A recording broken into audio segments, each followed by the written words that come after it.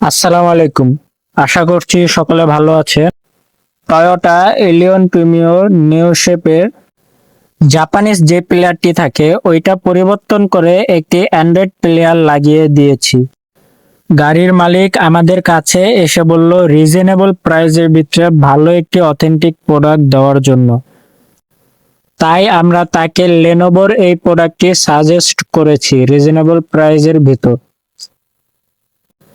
এইটাতে 232 RAM ROM দেওয়া আছে, 9 inch IPS display, navigation system, USB port দুইটা, ওয়াইফাই সিস্টেম এবং ব্যাক ক্যামেরার সুবিধাও পেয়ে থাকবেন। আরো অনেক কিছু রয়েছে যা ভিডিওর মাধ্যমে বলা যাচ্ছে না। অ্যান্ড্রয়েড প্লেয়ার লাগানোর জন্য একটি কেচিংও দেওয়া হয়েছে।